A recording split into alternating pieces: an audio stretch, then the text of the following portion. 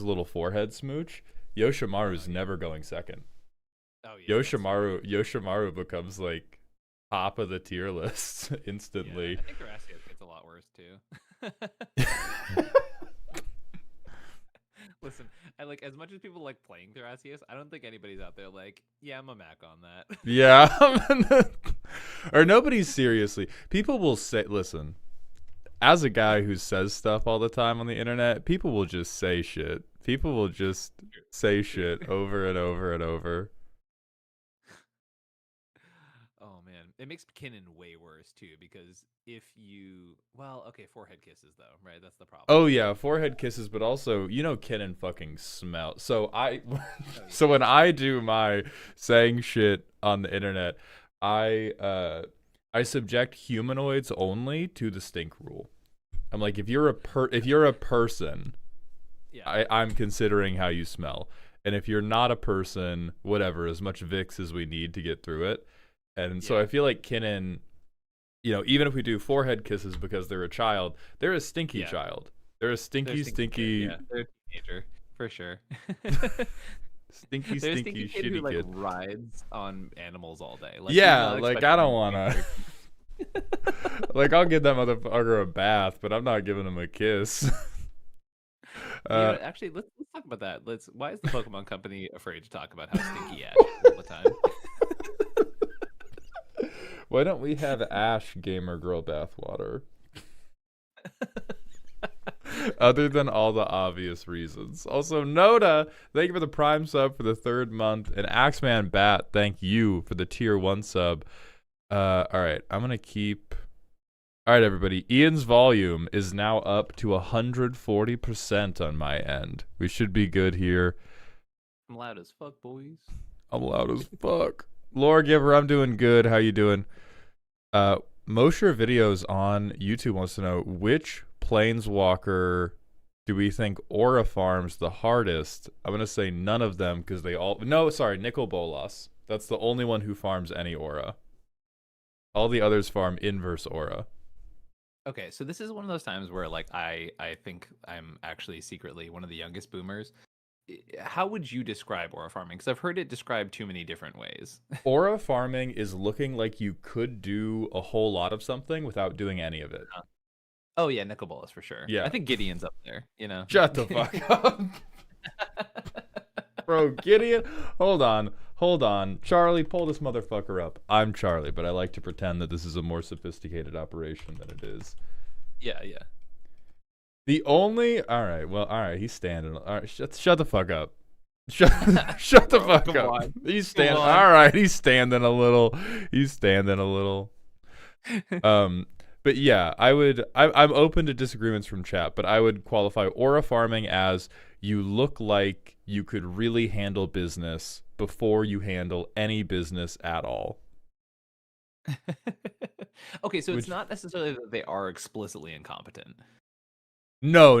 Like most successful aura farming does get backed up at some point, but it's like it's people think you can do it before you prove any of it. Okay. So like, have you seen One Punch Man? Yes. How people treat King is aura farming. King himself does not aura farm because he's like, I don't know what the fuck is going on, but how other people see King is aura farming. Okay, cool.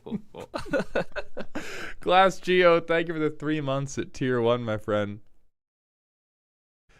Welcome back to the dog home. But yeah, there's all of solo leveling, but that's all the show's based on. Yeah. Okay. What about Tezzeret? What about Tezzeret, dog? Fuck Tezzeret. Tezzeret's like, I don't got working arms. The only aura Tezzeret is farming is little stink lines coming off him, like in a comic book. Oh, that's so true. If you got all those machines in you, at least one of them got to get rusty, and that's just not going to smell good with all the cyber parts, Like, Dark, we will define clenchability. I'm going to hit this fucking ad break so that on the other side of the ad break, we can define clenchability and then get into the clenchability rankings. So while we're in the ad break, and all the broke bitches are banished to Ohio. Ian, I heard you had an okay experience with a little with a very, very large child named Vivv and their explosive capabilities. Could you tell us a little bit about that? I put in some work this weekend. I think so. My deck list description for the weekend is the deck is overhyped, but it's still fun. I believe is the exact description. Wait, I heard you went undefeated. Yeah. Overhyped. I made the description before this. Okay. All right. No, but I do think like the difference between like is Vivv like a kill on site commander? No. Is Vivv plus curiosity unacceptable? Yes. Like you know what I mean? It's like the distinction is really big. Okay, that's good because now I feel vindicated because I talked about this with Veggie. And I defer to Veggie on all things Magic because he plays more CEDH than I do. He plays more 1v1. And so I'm like, I don't know. I'm reading tea leaves and he knows what's actually happening. Sure. And the reason when I saw Vivv, the reason I thought Vivv was good was I was like, oh, this becomes unacceptable so quickly, but also when it's just Vivv, it's so easy to justify not slamming removal, and so you get to skate so easily. And he was like, oh, absolutely not, we're always shooting this all of the time. And I was like, oh, huh. But it is good to hear that there is like, so there is room for, don't worry guys, it's just my extremely large son, he has no C4 inside him, and then it's the C4 explodes. Like no cards, right? Like that's the obviously until the curiosity effects, right? But like as soon as he has card advantage, then it's like ooh. But like until that point, he's really just a little guy doing his best, you know? Like he's just hanging out. It's annoying, and I will say that is like actually one of the biggest downsides of the card is that optics wise, people really hate going, oh, you've played a mana rocked and now we've been pinged, and you've done this and now we've been pinged, and now you've done this and now we've been pinged, and you're like, I'm just playing my little guy, he's fine. See, I have I built a Vivv deck, but I was like, how bad can I make this while it's still coherent? And so I built it as is it Stompy, and I'm playing like Sphinx and I'm playing like every overcosted red and blue creature because I'm holy shit, having an Is It Mana Rock so powerful. And I told everybody yesterday I got to play it, and I was like, don't worry guys, it's not Storm at all, has no curiosity effects. There's no way to translate Vivv into card advantage other than if I spend Vivv mana on a card, draw spell. And they were like, cool. And then like I got Vivv out, 2 rotations had gone by, I had pinged everybody for 7 damage, and they were like, we're gonna fucking kill you. I was like, guys, it's just it's mana rocks, I promise. Dragons are coming. Chill the fuck out. But you like remind people, you have to remind everybody, hey, I'm stronger now. Hey, by the way, hey, I'm stronger now. Hey, by the way. Yeah, and it's like this thing with like, especially with casual games where you're like, Vivv actively says, I will allow you to play less Magic because I am slowly whittling away your life total. I think in CEDH, it's like, yeah, we all expect that people are trying to kill us at all times, but in casual, there's many times where you have plausible deniability of like, no, we're chilling, guys. Yeah, it's a barbecue where we all have guns, and maybe like Hellcat's asking if it didn't have the 1 damage, would it be a fair card? I think that would change. I would think that would make it like CEDH unplayable, probably.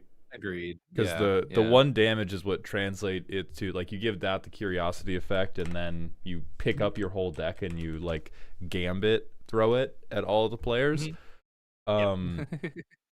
So, this is another question I wanted to ask you about Vivv. Do you think this is, because this is a powerful card, obviously, is this like, in your mind, is this verging on design mistake, or is this, oh, what a fun toy, it's cool, we have this? I think for it to be a design mistake, you have to like be unintentionally making choices, right? Like nothing about so for example, Nadu, like Nadu was an audible called last minute, right? Like it was a functional mistake that they were like, oh, this other thing it does is way too strong. Scrub write new line of text. What do you mean it's broken? What could go wrong? Yeah. That flash ability it had was too strong. We're gonna change it up and give it this weird thing where oh, what equipment? Damn it! Oops. Just full Charlie Brown. Yeah, exactly. And I think genuinely, like, Vivv was designed with intention in mind, right? Like in this commander, I mean, I literally so a little bit of inside baseball. I a couple weeks at PAX East, I think it was like a couple weeks before Final Fantasy release, we like had a bit of time to hang out with Gavin Verhey, and he was like, curious, what commanders do you think are CEDH playable? And I had mentioned that I really liked Kefka, and I was like kind of going over some of the more unique ones, and he was like, oh yeah, a lot of us internally were like, oh, Vivv is going to see play, and I was like, oh yeah, that was so obvious that I wasn't even really thinking about it. Yes, Vivv is going to see play, but it's not obvious in the sense where it's like so inherently powerful that you're like, this is a bad idea. I think this is actually like a really good thing for the format. I think it's a really nice place. Having 2-color decks that can hang with the big dogs is always a good thing. Like, I don't think that's ever a bad thing, right? That the only reason people complained about Nadu was that the play patterns were obnoxious, right? But like the fact that there was a Simic deck that was considered one of the top 4 decks at the time it was legal, like that was a really good thing for the format. It was just the fact that it happened to be a horrifyingly boring play pattern. And what's nice about Vivv, 60-minute turns. Yeah, exactly. Which Vivv can be, but that's a pilot thing. Which I mean, I guess Nadu too, right? But like Nadu inherently was problematically bad at closing the game. Yeah, Vivv, like, you've got damage on the zone, you know? And I feel like Vivv, now obviously I have not done a lot of Simic in my time. Is it combos feel a lot more like I have A type blocks, I have B type blocks, and I have C type blocks, and I'm just trying to get one out of a category, and then I add that to whatever I'm doing, and the combo keeps going. Simic combos seem much more like you have to lay every brick out in front of you as you run, and you're also like pooping behind you, so you can't stop running or the wave of shit will catch up to you. And so Simic combos do seem a lot more like the Gitrog. I've heard tell on the forums of like the 50-page Gitrog primer. They seem more like that, where it's much more specific in terms of, oh, this loops with this, which only loops with this, versus Vivv, it's like, okay, I've got curiosity, I've got something that creates me even more mana, and I've got something that resets any part of this loop, and now job done. Yeah, and what's interesting about Vivv too is that there's what it creates is actually multiple different builds, which I think is really nice. Like the only consistent is that like you have the curiosities, right? That is no matter what version you're doing that, right? But there's like very clearly a classic Izzet Storm variant, right? But then there's also like people love a nice little mid-range Vivv, right? Like it's nice. It can go into the mid game. You can have a few card advantage engines. It makes a little bit of mana, and then I've seen people who are playing like there's a version that a group out in New Mexico's playing, which is like very much a lot of mid-range threats. So they're playing like Hullbreaker Horror and Niv Mizzet and a couple things like that. Wandering Archaic, right? They're actually using the ramp kind of like you were talking about with your casual version. Playing a few things, never really pushing the boundary too hard, and then just boom, slam something big that's gonna give you a little bit of advantage, but not necessarily win the game. So you're trying to outgrind these decks that are trying to make all these little micro movements by just playing something kind of big and stupid. Because of all the mana that Vivv makes you, right? And like that's totally a valid way to play it. Or you could be me and be like, well, I'd rather just play Ral at home, and that's what I ended up playing last weekend. The play pattern that like truly radicalized me about Vivv was I had like a few mana rocks out. I didn't have any big hits, but I had like 4 untapped lands or something. And I went, okay, activate Vivv Memory Deluge. I'm going to get 2 cards to hand. Pass. Go ahead. And I had like 4 lands, 2 rocks or something. And the whole table was just like, what? And I was like, yeah, go ahead. They were like, but you have 6 mana. I was like, I know. Good luck, dipshit.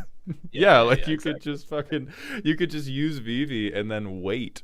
And then like the weaker the table is, the more powerful that threat is, because you can get away with committing less and less and less. Okay, so before we move into the clenchability definitions and the actual commanders, from a power perspective, what are your initial impressions of Vivv? Because I have heard a lot of people, like there was this pendulum swing of everybody going, oh, that's cracked as fuck. And then a lot of the other voices I heard were like, oh, this is better than Niv Mizzet, but significantly worse than Ral or Stella Lee. So right now, where do you think it's falling? I think it's better than Stella. I think anyone who's saying that Vivv is worse than Stella is maybe just not on the pulse in the most respectful way. I think it sort of falls in the Ral category, which is like Ral is a deck that is arguably one of the best decks in the format. And non-deterministic Storm is also one of the most complicated and difficult archetypes to execute correctly. And I can't tell you how many times I played a Storm deck where I said, had I not made this extremely nuanced and seemingly stupid choice at this one moment, I would have lost this game on the spot. And so I think it's going to be one of these, and I think we talked about this a lot last time, these high ceiling, low floor decks where I think Vivv in the right hands is going to be a solid contender with some of the best decks in the format. But when you give it to the a phrase I've been using a lot lately is what I call YouTube swordsmen, which is people who watch one video one time and then think they know how to master something. So it's like the idea of someone watching a YouTube video on how to use a sword and then being like, I'm gonna fight crime with this sword. And so for YouTube swordsmen, the decks might feel really bad and you might ping and kill somebody on accident and then not actually be productive. But I think that there's going to be an actual swordsman who walks in and is just like, oh, wow, Vivv's a really good sword, huh? Yeah. Wow, Vivv sure is sharp. Yeah, exactly. But I do think the lack of inherent card advantage in the command zone really makes it what I would consider fair plus, where it's like it will always feel like it's broken in casual. It's probably never going to feel okay in that format.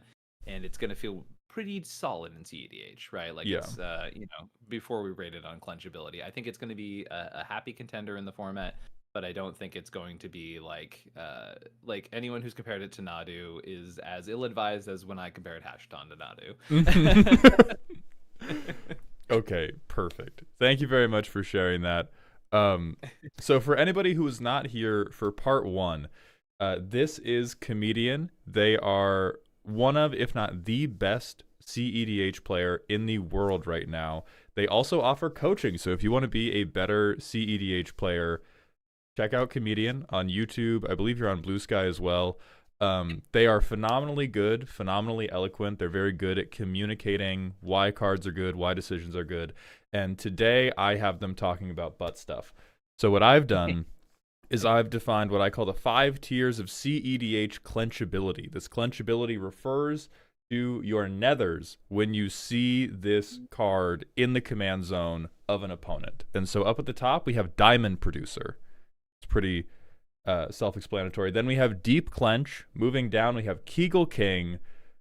Finally, we have Trickle Down Economics and Trusting Farts. These are the tiers of like how relaxed you are, how tight do you think you have to play. So it's somewhat related to how powerful these commanders are, but it is not a one-to-one with, commander good, I have to tense up. It's like, how worried do you get? How nervous do you get? And so I can think of, we're going to go in descending order. Previously we did, I think, the top 12. And the meta has moved around a little bit since last time. So I grabbed 8 more, but it's not perfectly like 13 through 20. We're going to open today with number 11, the new Nadu, in the words of Comedian, Hasheton. So so let's talk about this beautiful son of a bitch. And Ellendal, I cannot remove the ad stuff at the top. The tier list maker site will disable you if you have an ad blocker running. So I will do my best to keep it out of the way, and then we will make Mango snip, and post, but no. All right. So Hasheton, you can discard creatures to pay 3 mana to get copies of them. Ian, how fucked up is this? Man, so as I mentioned, this is perhaps like I'm kind of known for kind of being on the ball with analysis of cards, and this was the biggest foot and mouth I've had in maybe my entire career. I was so convinced Hasheton was gonna come in and just warped the format and the efficiency of its mana value combined with the ability.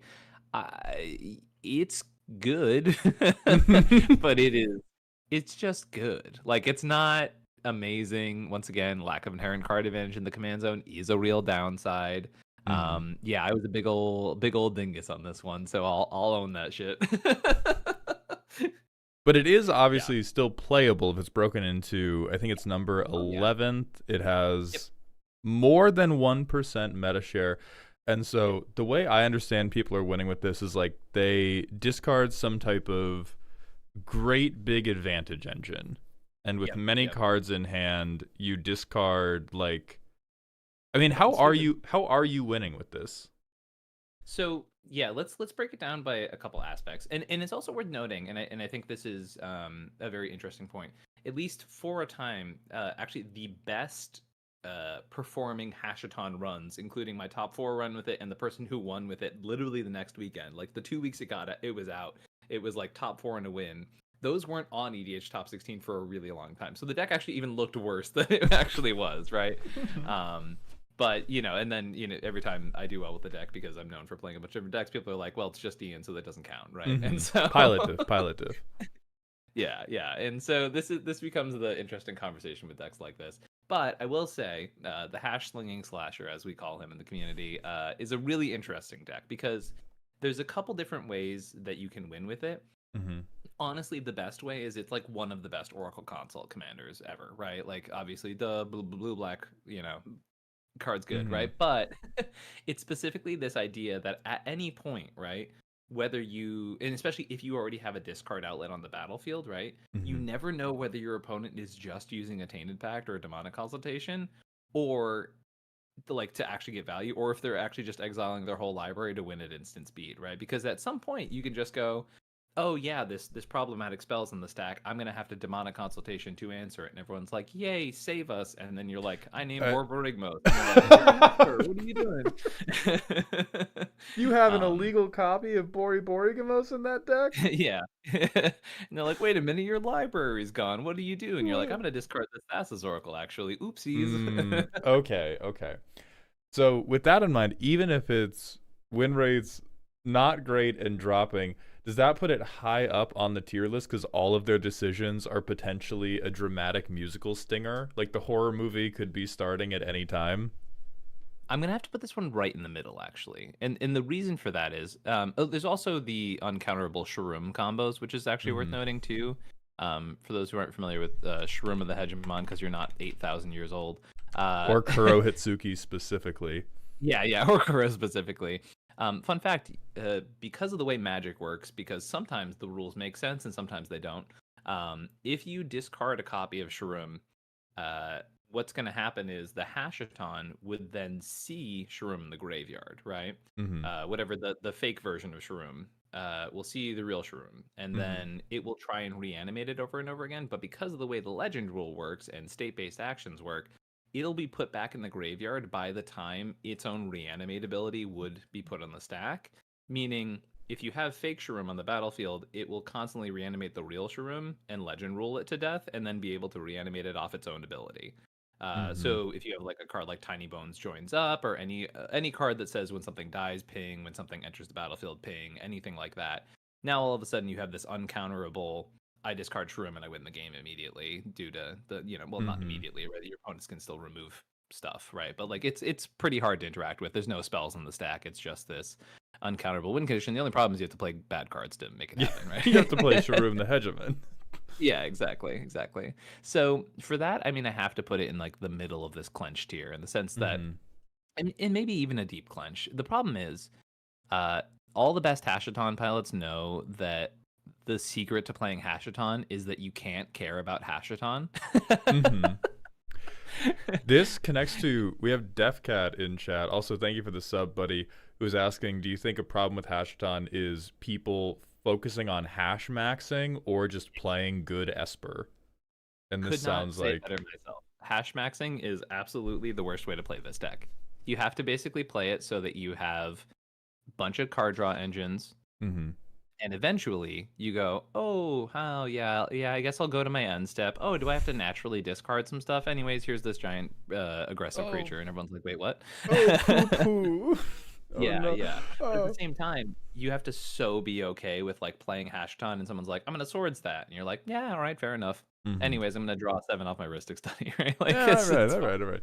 Yeah, that makes sense. And I feel like that's a mistake that flows downstream to casual as well. We'll see a lot of people who will build decks where they're like, oh, my commander does something interesting, and so the only thing my deck is going to do is finger blast that button to try to activate the commander It's like rats in a Skinner cage with the fucking cheese button, and they just hit that as hard as they can. I'm like, oh, the deck could be better and more fun. Like, not even just stronger, but just it could be more fun if you were like, what if this was a good deck where this guy did a really cool thing for me instead of slam, slam, slam, slam.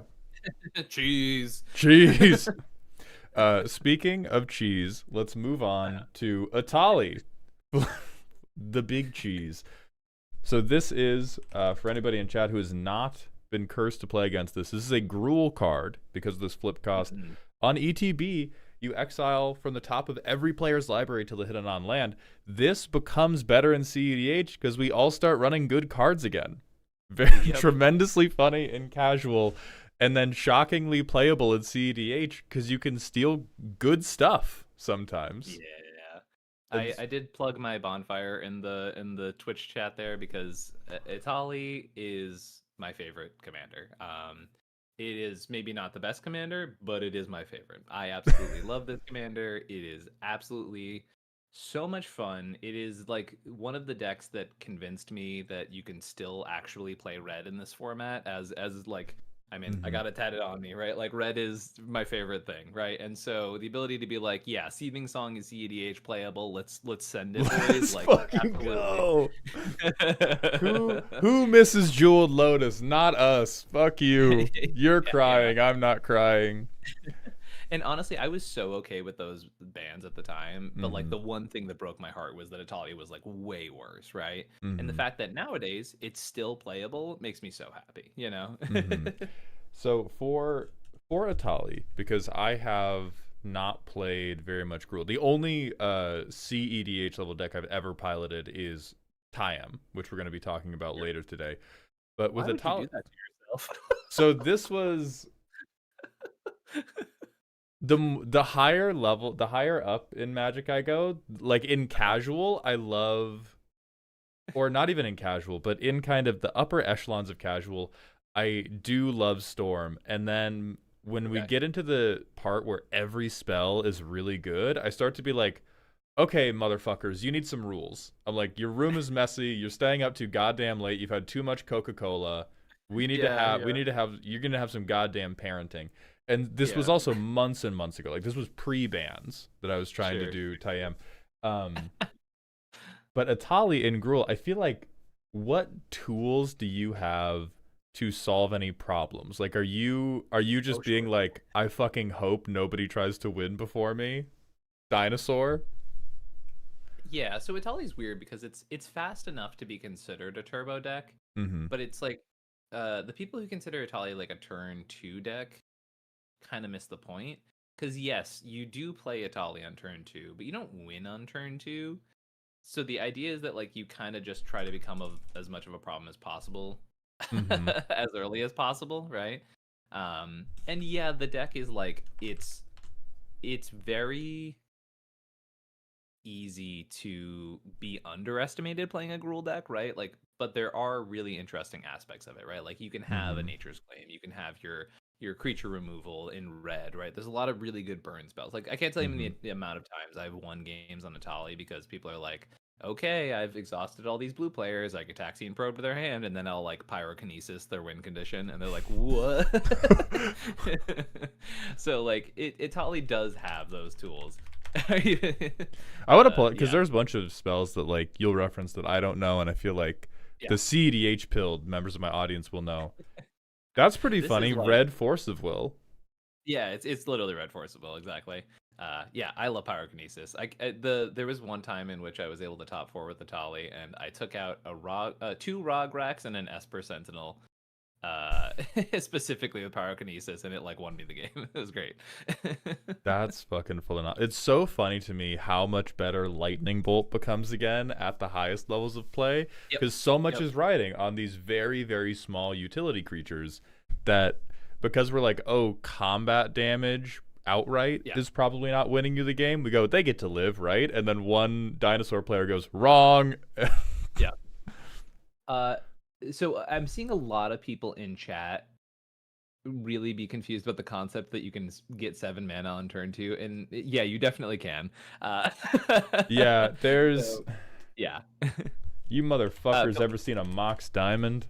Yeah. It's like, so Mox Diamond and like cards like that, like there's a amount of times where I've had like 5 mana on turn 2. I'm like, okay, too slow, right? Someone's already put it in chat, right? Treasonous Ogre is like one of the easiest ways to do it, absolutely. Sometimes you look at your opponents, you go, hey, does this resolve? All right, cool, pay 21 life, let's get going, right? Like, let's make this shit happen. You're like, daddy came to dance, let's go. But yeah, I mean, Gemstone Caverns, Mox Diamond, Seething Song, Mana Vault, Grim Monolith, right? Like, I can go on and on. Like, if you ever pull up the Atali list, which I can send it to you really quick, a good 60 to 70% of the deck is ways to produce mana, right? Like, it's not at a certain point, it's not rocket science. Like, the deck is at a lot of points, how do I make as much mana as possible? And it does that very, very well, right? So a question that's coming to my mind then, I'm aware of you, and I'm aware of somebody from, I'm not confident on which member of Play to Win it is, but I know one of them also loves Atali very much. Yes. And so what I want to know is, because I've seen these like very, very smart and good players go to Atali, is this the like, I want to turn my brain off, or does this actually, because you're stealing from a bunch of decks that presumably are not in your colors, do you have to know how to play every deck at the table to feel confident in piloting this to a win? Or is it self-contained and you do funny stuff on top? So you don't have to, right? Like, you don't have to be like the best player in the format to play Atali, right? I've seen some very middling players do really well on Atali, right? But that being said, the more, like, I've often called CEDH the adapters format, right? Because of all the variables in it, being able to find ways to mitigate all those variables, to be able to like make the game as controllable as possible is like one of the best skills you can have, right? And so Atali is just a full knock that aspect up to 100, right? Like, you are really taking this aspect of like, oh yeah, I've once used a Dihada that I flipped off a Sisei to make enough mana so that I can mill these cards to activate and use a tutor from this deck to entomb a card. And like, you know, yeah, it's absolutely, you're a mad scientist in the mad scientist lab, just like, it's alive! And then you're like, okay, I guess he won. Like, by the time the 15th Atali trigger resolves in the turn, they're like, please, let us go, let us die. Let it end. Okay, and then fun question. Yeah, what MLP just asked, have you ever seen somebody try to win by flipping this dipshit? Or is it always just, I'm going to look for a recast? So you can do it. It's legal game action. So ill-advised because you basically shut off a significant majority of your deck because you play all of these copy spells, right? And so when you copy the Primal Sickness side, you do nothing, right? So basically, you're at the point where you have to ask yourself, is a Blightsteel Colossus going to win me this game? If not, then I just have to be patient, you know? Like, then I just have to take my lumps. Yeah, it can't be, I need more game actions. Yeah, exactly. Oh god, there's someone in Twitch chat. So I have Twitch on dark mode. If your name is in dark blue on Twitch, I can't read that shit. Love in my heart. I care about you. I care about your comments. I have no clue what your name is. So L something. How you play that turn 2 without Jewel or Crypt? I would highly advise just Googling CEDH Atali list, and if you look at those, like Ian has said, 60 to 70%, thank you, is just fucking mana generation. And so you either get it in the opening hand or you are presumably mulliganing to something. And a really important breakpoint for red is not how do I count to 7, it's how do I count to like 3 or how do I count to 4? Because once you count to 3 or once you count to 4, you get access to rituals or you get access to things like Treasonous Ogre, and that's how you get to 7. So it's really Sticker Goblin, Geosurge, all those cards that you're going to see in the deck list are very relevant for this conversation, for sure. Yeah, so it's not, oh, here's these cards that will like ramp me to 7. It's like, here's how I ramp to 3 or 4 and then get to 7 once, and then I pray to God that the first Atali stick does enough that I can keep playing. Yep. Okay, so in that case, seeing as they have a few tricks up their sleeve, but they're mostly just trying to slam. They are going to rob you, and you're not sure how they're going to rob you. How nervous are you getting on the average deck?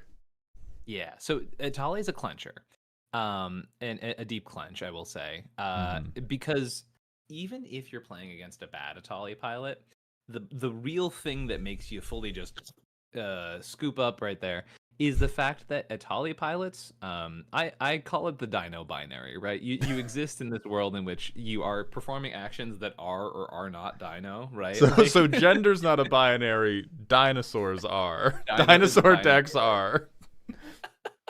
Rituals are so dino, right? Counterspells, yeah. not dino. Stax pieces, so not dino, right? Like, it's a pretty easy binary. If it allows you to like put on the sunglasses and accelerate, like that is what dino is, you know what I mean? Yeah. So even if they are not necessarily the the killer with the dinosaur, the raptor that's going to take you at the end of the game, the problem is people play Rhystic Study, and so bad Atali pilots will still be existing on the dino binary. They'll have the sunglasses on. They're like, we're going down, boys. And they'll just put the foot on the gas. And then your opponents are like, cool, we have 15 cards in hand and you didn't do anything to make it not easy to stop you. And they're like, dinosaur. Hell yeah. Exactly. And don't get me wrong, I've been there. Sometimes you gotta just do it, but like it creates some roller coaster environments, I will say. Okay. So something's popping off every time. You might be able to live through the roller coaster, but you're getting on it. It's not just like, all right, buddy, sit down. It's like, oh god damn it, dinosaur. Yeah. And don't get me wrong, there are some times where you'll see a pilot who like really hasn't thought about any sort of longevity in the game. They cast their first Atali and they have one Manosaurus left and someone force of wills it and then they're useless for the rest of the game. But then it's like, well, that could have been a seat that could have been helpful. Yeah. Okay, beautiful. I am going to run a 60-second ad break and run to the bathroom because I drank way too much water before the stream. To everybody on TikTok, this is Comedian. I cannot fit Comedian's video onto the TikTok stream. If you want to see your glorious king's face, come over to twitch.tv/Malltown. Everybody on YouTube and Twitch, you're good. I will see you all in 1 minute. And then we're going to be talking about... this is not... Oh, did I upload the... Oh, Sakushima. I couldn't tell the red half of this partner pairing. We're going to be talking about everyone's favorite... I guess long-standing is it favorite before Vivv got here, Sakushima. Right back.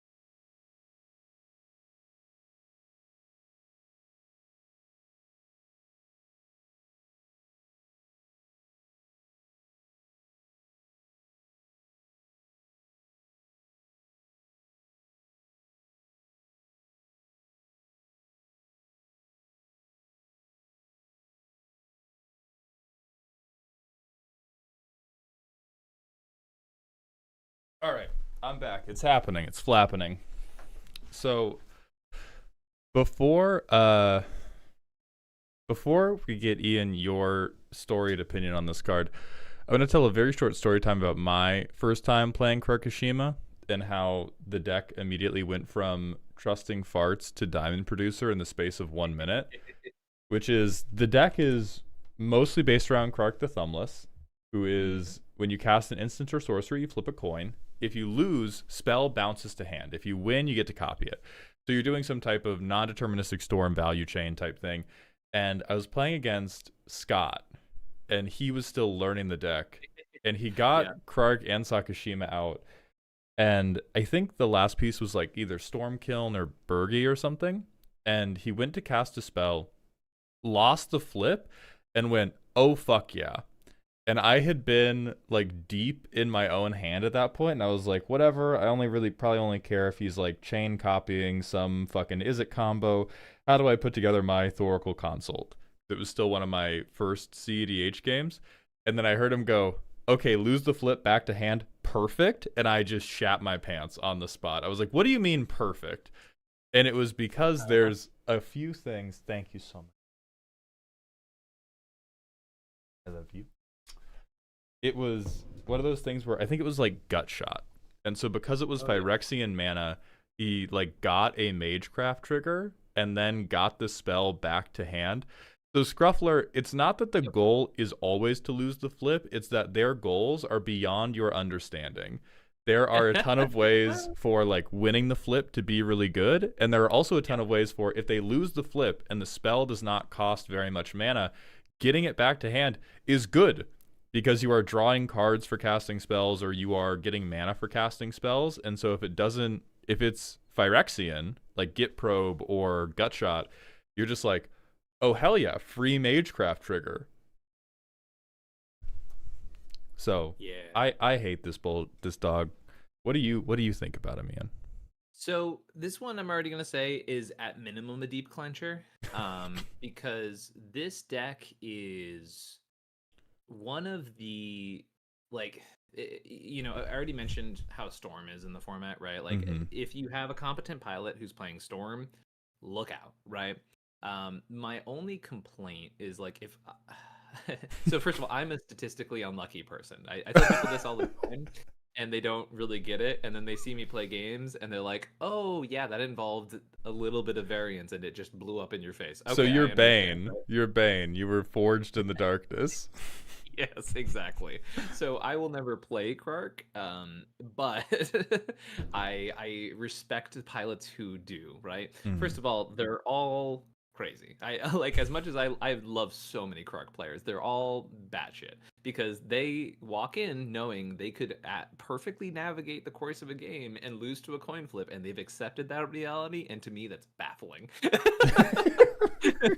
Like the idea that a thing completely out of your control determines the course of your game is like psychotic to me. It gives me such anxiety, right? So it can't be for me. But that being said, Krak is, it is one of these commanders where, especially with the second copy, right? And you kind of mentioned and alluding to a fun fact. I actually also coached Scott on that deck list when he was first learning it.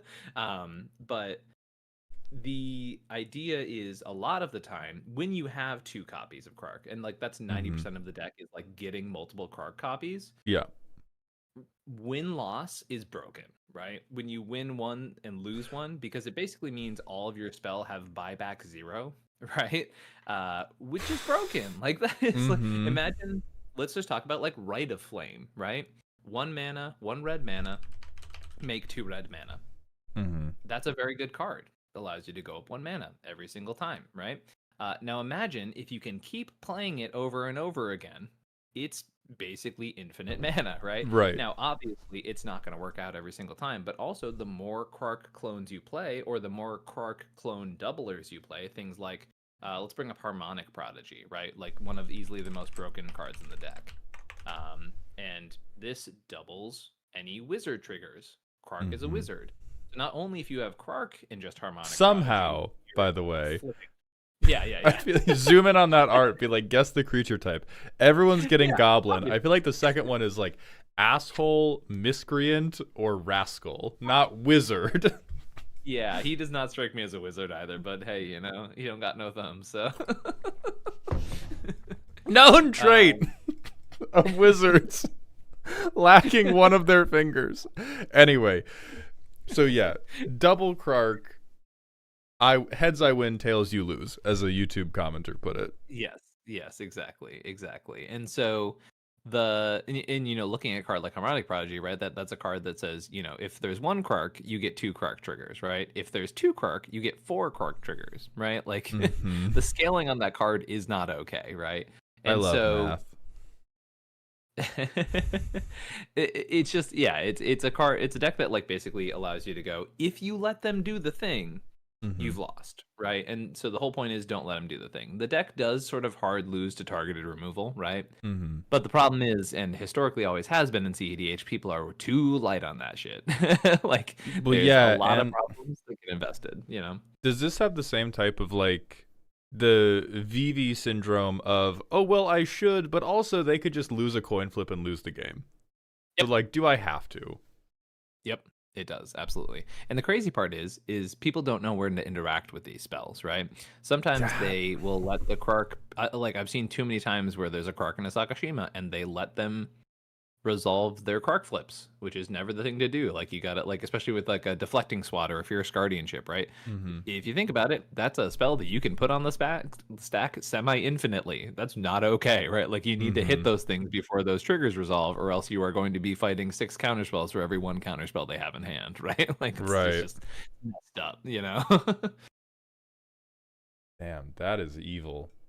Okay. Yeah. So this is deep clench. And then would you say, like, if you knew the person and knew they were a good Krak pilot, does this become diamond producer? Or is the diamond saved for good coin flips? Yeah, if I'm playing a mid-range deck, I could easily see them transitioning into a diamond producer. If I'm playing a turbo deck, I'm not as worried about this deck, because they take a minute to set up. But like, they make other mid-range decks look like fools when they have the engine online, because you just can, like, you're basically once again spending like 3 counter spells for every 1 counter spell that they have in hand, which is untenable, Like, right. It's like, okay. Oh, you drew 5 cards, well, each of my cards turns into 5 cards, which turns into 10 cards. They're doing like close-up magic while you're still playing the card game. Upsettingly accurate description. Yeah. Like, okay, so let's move on to the next one, who it was weird as hell to me that this guy became CEDH relevant. But we're talking about a 40k commander, Marneas Calgar, who I learned to accept this after I was like, okay, it is Esper, and it does say draw a card, and technically infinite mana dump. I doubt that's one of like the most relevant things for him, but I've learned that like that's a box you can check off as a CEDH commander. And so is the main thing here just, is this a Hasheton thing of play good Esper, worry about him later? Or is it like, no, I'm tactician maxing and I'm vomiting tokens to pick up my deck? So Marneas is far and away the best Esper commander. And it's sort of not even close. And the thing that made that happen was not Marneas' printing, because if you might have, like, anyone who's been paying attention to the format for a long time might have noticed, Marneas was not a very good commander for a really long time. And the thing that kept him back was the little goblin known as Dockside Extortionist. Because most of the tokens that you can make in the format are from enchantments, and they make artifact tokens. And that was a really quick way to concede to the nearest Dockside player. Every pre-ban's Atali player just looking at you hungrily. You full drooling. Do it. Full drooling. Do it. Like, would you play a smothering tactic? Yeah, and so then they said, oh, actually, we'd like to clip your ankle weights. And Marneas Calgar said, thank you very much. So that was their Rock Lee moment. It was absolutely their Rock Lee moment. And so now you look at this format with cards like Lotho, Corrupt Sheriff from Lord of the Rings, with fun cards like, Smothering Tithe is the best card in the deck. Is this the moment where I get to shill for Tataru Taru? Oh, yeah. This is like actually a CDH staple, funny enough. The little dumb baby. We made it in. Yeah, no, like this is like people unironically, Tataru Taru is probably the best card from Final Fantasy for CEDH. Like no cap. Like Yeah, I mean this shit is crazy. zoom in on that face. That's the face of success, goddammit. Like, this is what peak performance looks like at the highest echelons of play. It's a thumbless goblin and this little demon. Yeah. Okay, so effectively it reads, whenever you make a treasure, also draw a card. Yep. Right. Pretty okay. Yeah. So as you can imagine, I don't know if you've ever heard of a card called Smothering Tithe, which was already jokingly referred to as White Omniscience. God, so fucking. I played a casual game once. Somebody untapped with 70 smothering type treasures, and we were just like, "Do what you must." We've accepted it. Yeah. Yeah, and in a format dominated by heuristic study, it turns out smothering is pretty strong. Does anybody ever pay for smothering type? In theory. Perfect. Okay, so for the Calgar wins, is this like holy Esper advantage engine, eat this Thassa's? Are people using these 2/2 Astartes ever, or is that like hard casting Celis and Rogsai, where you're like, I don't know, man. Okay. Perfect allegory. Yeah, absolutely. I love all the people who are like, they'll come in and, because on like the EDH rec page, there's all these like weird Ashnod's altar combos and like using training grounds and stuff. And they're like, oh yeah, it works with Marneas. And I'm like, you will never want to do that ever in a CEDH game. What's more likely going to happen is that you're going to play an engine and then you're going to play an engine, and the engines are helping each other be better engines. And then you're like, okay, I think I have enough stuff at this point. Let me play Marneas. And then you're like, okay, cool. So just double checking every token you make from now on. So can I understand Marneas Calgar is this just with the various advantage engines? Okay, perfect. Yeah. And Marneas is the big magnet. Like, Okay, so doing like weird chapter master combos, that's probably, we don't have to put hard limits on it, but like that's closer to bracket 4 territory than I'm taking this to a tournament and I'm trying to beat a bunch of meta-conscious decks. Okay. Yes, exactly. And then, okay, so so the game plan's pretty straightforward. They're going to become richer than God. How nervous does that plan make you? I think I'm going to leave it right there in the middle. And the reason because with any Esper deck in this format, Esper is like, I'm going to sound corny here, right? But like Esper is like a way of life for a lot of players, right? Where there's a lot of players who really like that playstyle, and the problem is if you think it's like playing control in 60 card, you're gonna play Esper bad, right? Because you can never scale appropriately for CEDH, right? Like 1-for-1 interactions are mathematically bad, right? In a format in which you have 4 players, right? And so there are going to be players who, I mean, this is the same thing I have with Tivit too. There's going to be successful Marneas players. There were successful Tivit players for a long time. The problem is Esper decks are still really hard to navigate, and not necessarily so they're not like storm level hard, right? But like they will get their wins, they'll put up good numbers just like blue farm players will, right? But at the end of the day, you can kind of know what to expect from Esper decks, and people are going to show up and they're going to, jokingly aside, like they're going to do missionary very, very well, right? But they're at the end of the day, they're doing missionary. You know what I mean? Like, and so they're doing the best stuff pretty well, but at the same time, it's not like you're going to have those turn 2s where they just like break your body in half like Bane and you're lying there limp on the ground, right? Like they're always going to be really, really good at doing some pretty cool stuff, Yeah, this reminds me of something that was getting talked about in the chess world recently, which is Magnus Carlsen lost a championship of Classical, and it was like, he still felt he was better, of course, but one of the reasons he lost was he'd been the best for so long. For playing Classical, part of tournament prep for these people is just studying how to beat Magnus specifically, because he has defined the chess meta for so long, and that kind of sounds like what Esper is.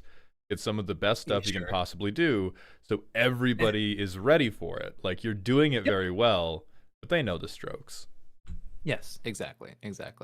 Like Marneas is capable of some crazy stuff. For example, the other day I played against Marneas, who was like turn 2 Tivit on the play, turn 3 Marneas, right? Like just absolutely crazy stuff. And this is what I like Marneas, like when you apples to apples it against like Blue Farm, for example. Marneas has the ability to go over the top, right? It's a lot slower than Blue Farm. You don't get breach, you don't have crazy stuff like that, right? But it can still do just buck wild things, right? And so yeah, everyone's kind of prepped for it though, right? Like everyone looks at the board and goes, yeah, don't let Marneas have a Smothering Tithe, or don't let Marneas have a Tivit. Like it's just unacceptable. Speaking of buck wild, let's move to Stella Lee, who was I don't know if like the biggest surprise ever, but definitely how good, or their continued dominant, maybe not dominant, but their continued big presence in CEDH was definitely surprising to me. And I know that you dabbled, so tell me a little bit about Stella here. Yeah, I'm gonna get this one out ahead. This is, boy oh boy, is this a trusting fart. And the thing is if you learn if you learn Stella's play patterns, you're hard pressed to lose to Stella, to be honest. Because it folds to creature interaction because you kill Stella. It folds to stack interaction because all of your win cons are 1 mana blue instants, which for those who aren't like deep into CEDH, it's the most counterable card type of all of CEDH. Yeah, let me pull up the Stella jump scare then. Yeah, exactly. Between Pyroblast and Red Blast and Force of Will and Flusterstorm, and I could literally go on for at least 20 minutes of all of the pieces of interaction that stop this deck. Now that being said, there are good pilots out there who make this deck better, and I think it deserves to be considered a very good deck. Like I really want to be clear about that. I think it has a lot of potential. The problem is that the play patterns can be disrupted early, right? But it's always kind of got to be a surprise, right? Like if Stella's ever in the best position at the table, it's never winning that game, because if people want to focus on Stella, they can, right? And they just kill her before she does anything. So it's got the sorry. It's got the Marnie. So it's got like Marneas levels of people preparing for it, or Esper levels of preparation, but it does not have the same strength in the missionary position because it isn't. Yes, exactly. Right. Like you can win a game with Marneas Calgar without ever playing Marneas Calgar. And like that, it pretty easily so, right? Stella, not the case. You can execute a breach line, sure, but you're an Izzet, and your tutors for breach are actually kind of bad, right? Yeah, and someone also mentioned Curse Totem. It's not seeing play as much, but it is a hate piece that does affect this deck, and it does make it inconvenient. Now, once again, Stella has potential. Like I can't stress that part enough. There are really good pilots who know how to find their windows. They know, for example, one of the best things to do in Stella is actually to wait to win at instant speed, right? Like a lot of the best times to execute this win, because you just play Stella with haste and you pass the turn and everyone's like, okay, cool, yeah, Stella is just vibing. And then like you're in the middle of a counterspell fight and Stella's like, look, I'll help, counterspell, and you're like, oh, thanks, Stella. And then something else happens and you're like, oh, look, they're helping again with their counterspell, and you're like, oh, that's my second spell, so activate Stella's ability, and you're like, all right, yeah, sure, just flip a random card off the top, sure. And then everyone's like, oh, hey, this person still has more counter spells. Like, what are we going to do, Stella? And they're like, oh, well, I have this one spell. Here's my untap effect. And you're like, oh, you're winning it instant. Fuck. Yeah. So, okay, but we go back to this inherent problem that we talked about. Card advantage in the command zone doesn't really have any, and pretty badly lack thereof. If they get an extra card when they play 2 spells, but that's not really card advantage. It's like occasionally you get a little pat in the back, Yeah, that's like 3% cash back from your credit card. It's, you're getting stuff back, but you're still overall going negative. You're not going to grind out a game just because you get an impulse draw for every 2 spells you cast. Exactly. And the fact that they're revealed information too does not help anybody, right? Like, yeah. Okay, so sad day for our Is It Bestie, and then the first partner pairing we're going to look at today is Tevish Thras, which is Sultai, and I have a sneaking suspicion that these guys' collective lunch got eaten by Glarb, because I can't think of why the fuck you would play Sultai in CEDH. But why would you play Sultai in CEDH? So funny enough, we are in the middle of what I am calling the Cradle Revolution right now, which is directly referring to the fact that due to the work of some great pilots, Sam Black being a big part of this initiative, we are now in this place where mostly Thrasios combinations, right? But specifically, the big three, as we refer to them at this point, would be Thrasios Tevesh, Thrasios Yoshimaru, and Thrasios Rograk, right? And the idea is, and you're gonna have to pull up a card here in a second. We're talking about specifically Gaia's Cradle in combination. Gaia's Cradle, for those who don't know, one of the most broken Magic cards of all time, and for some reason this is legal in Commander. To be fair, I also think the Gaia's Cradle strategies are actually really healthy for the format. They make for some really interesting gameplay, and like a board wipe still fixes the problem, right? Which I think is just a healthy play pattern, right?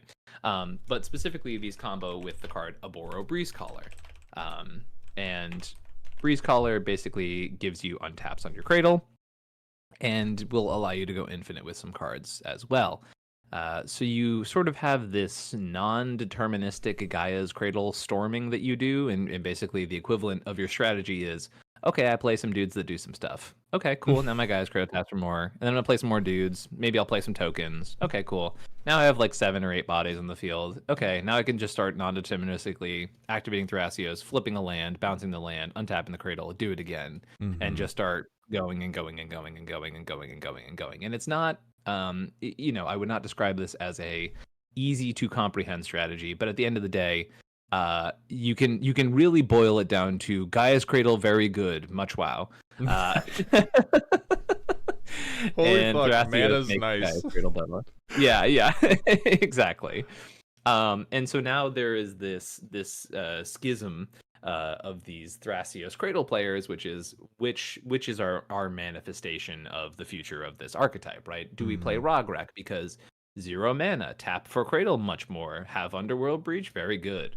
Or do we go for the white one, which we'll talk about later, which has its own benefits? Or now the new version, Tevesh Thrasios. Okay, how does that one work? And the idea is, well, hey, Demonic Tutor and Thassa's Oracle Demonic Consultation are pretty good, huh? Yeah. So it would, I guess my question is, with a pairing we've talked about earlier, what about Tevesh is so good that you would go Tevesh Thras over Tymna Thras? So this is this is actually one of my favorite concepts to talk about, because this is the only archetype in CEDH where you actually get punished for playing more colors. So playing more colors in this archetype. So for example, like actually a lot of the Rog Thras lists that you'll see are basically Simic with splashes of red, right? There's actually some versions of this archetype that... Huh? In that damn near every 3-color deck that has red in it. Yeah, true. Boy, howdy, right? I love deflecting, swat, and gamble. Yeah, well, exactly. And so there's actually even some versions of Rog Thras that have cut red entirely, and the only reason they play red is 1, Rog in the zone, and 2, because Flare of Duplication and Deflecting Swat don't actually require you to make red mana. That's heinous. I feel so bad. It's pretty offensive to the red players out there. But yeah, it's so this is an archetype where, adding a 4th color for Tymna is even more egregious than adding a 3rd color for Tevesh, right? And also something Tevesh card advantage plus makes bodies for Cradle, something very good. 14 mana turn 3 type of thing. I wish I was kidding. This archetype is very capable of making 15 to 20 mana as early as turn 3 or 4.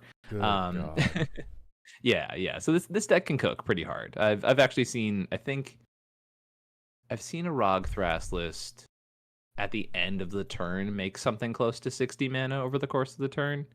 And so like I guess then it goes infinite, so more than 60. But before it went infinite, Okay, so Tevesh is like, I won't go so far as to relegate him to like a true backup, but this is I get black on Thrasios. Deck already work. If need, little bit more help. Either get card or get thralls for Cradle. Yeah, it's honestly like I don't know how to describe it as like whereas Silas is there, Tevesh is nothing but upside, right? It's not plan A, but it's like there's nothing bad about it, right? It's Yeah. some card advantage, it's a little extra bodies for my Cradle plan. Like having Tevesh is just strictly nice. Like it's not so crazy that it's format defining, but it's like hell yeah, like I love having this guy here. He's great. Gives me a little help, you know? Then final question, have you ever seen somebody -10 Tevesh in a CEDH game? I have, yeah. That makes me so happy. Oh yeah. So fun fact, earlier this year, and my deck was a little gimmicky, but I was playing a Tevesh focused version of this archetype, and honestly pre-Cradle Turbo strategies, right? I was just playing this deck as kind of a bit. And the entire point of the deck was to ultimate all the planeswalkers I had in the list, and like there were games where I would play like a deep glow state and just Tevesh turn the turn I played it, right? That's a deep pull. That's okay. So it was you being the devil from the Bible, but that sounds horrendously funny. It was a fun gimmick, but I've also seen people just like straight up naturally get Tevesh there because the game turned into a grind fest, and then the mini game of the game became okay. I'm gonna keep protecting Tevesh, and if you can't do it, I'm taking all your commanders. Ha ha ha ha ha. Like...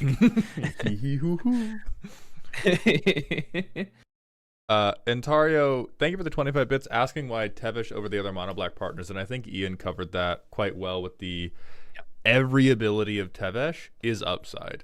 This is a if you're in a Cradle combo list, you're going to be able to get to this 5 mana relatively perfunctory, and all of your options are either I get 2 more Cradle mana, I get card draw, or if you are insane or very slow, I get to alt Tevesh and take all of your things. And the other like you could do the other black commanders. I don't think can give you that same level of just everything is good.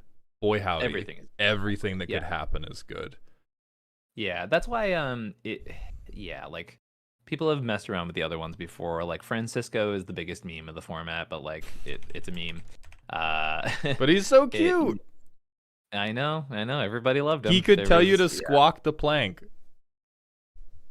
For context, Francisco was so popular that people started I'm pretty sure the person who made the Francisco Discord made the Discord as a bit to troll the people who liked Francisco so much. Jesus God. It was relatively malicious, but that like gives you a lot of context on how people feel about Francisco, right? Like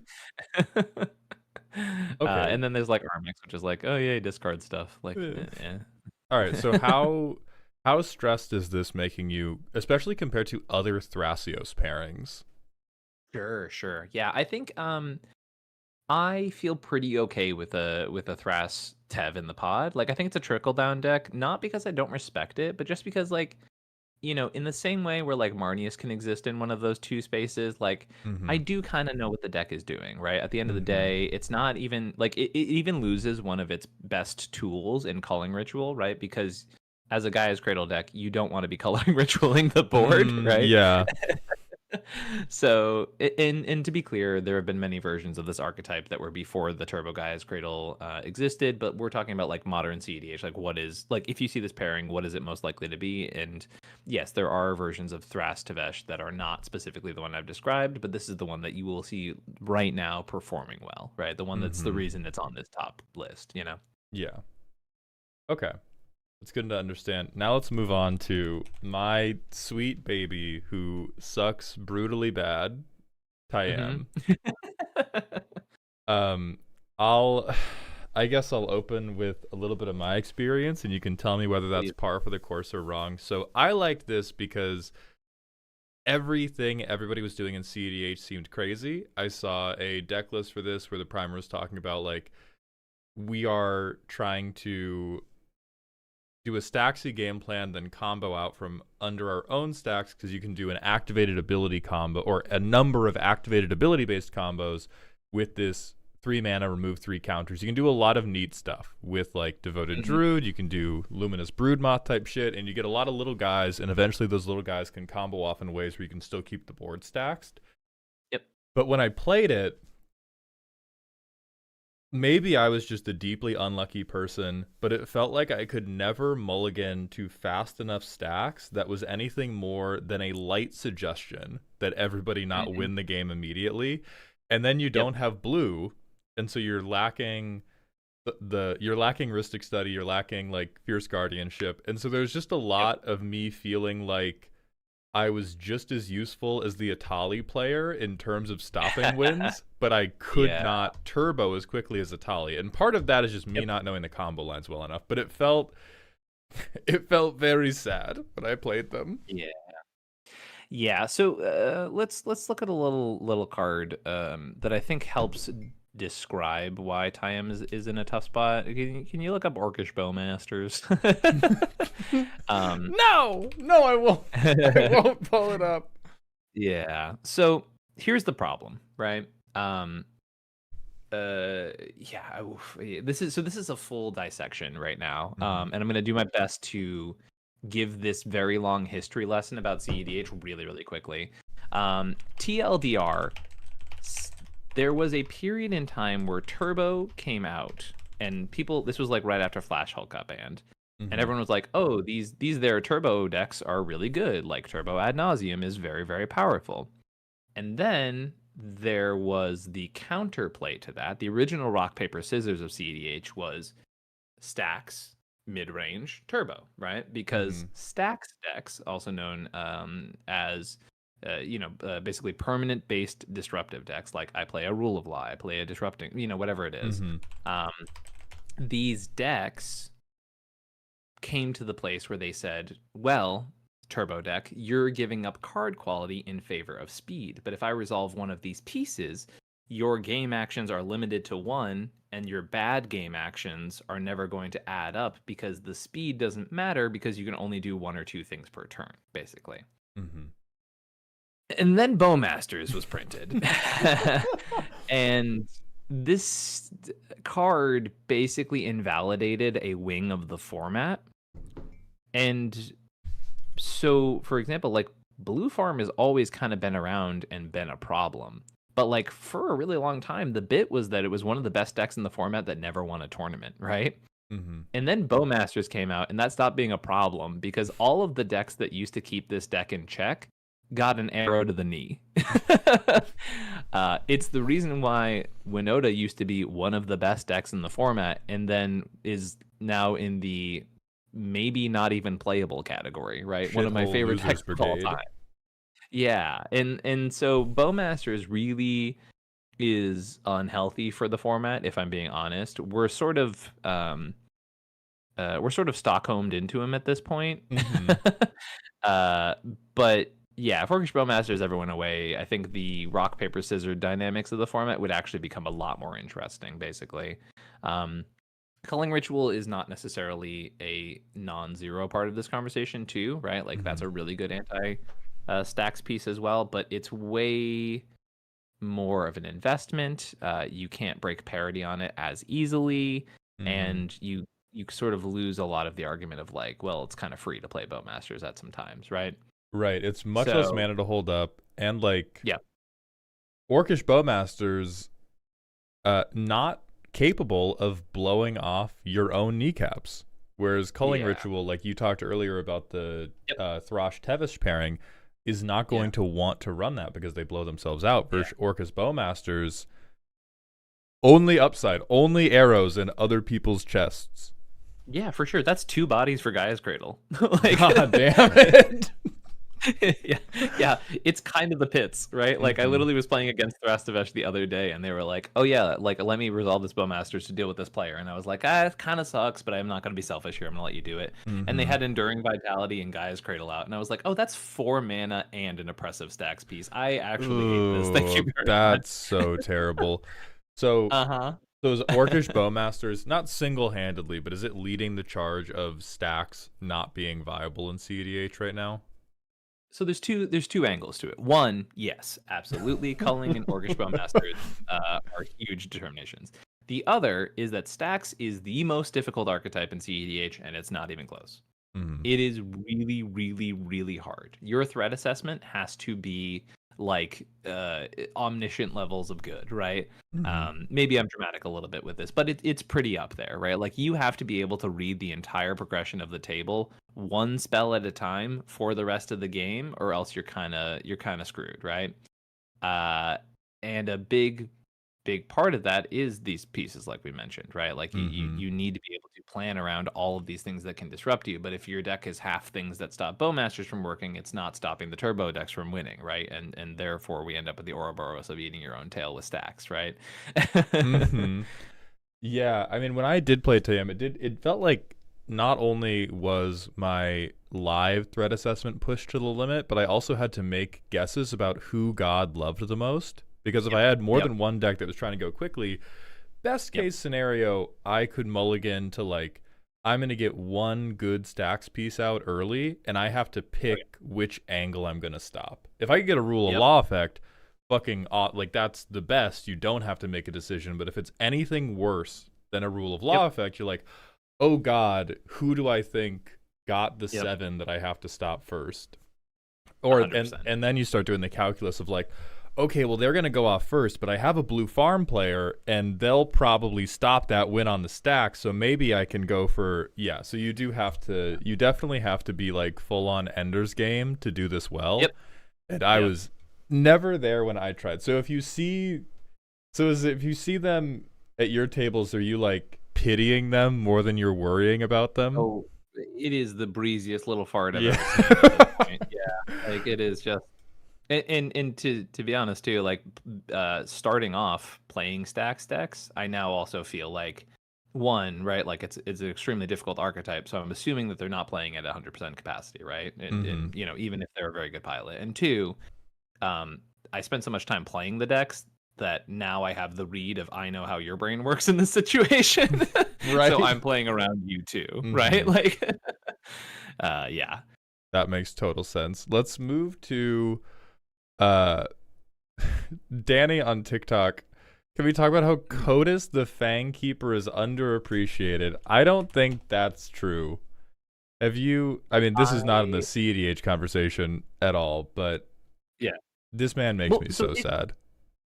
it's a CEDH deck. It is. It's a It bad one, but is. it's a It's CEDH deck. okay. Yeah, yeah.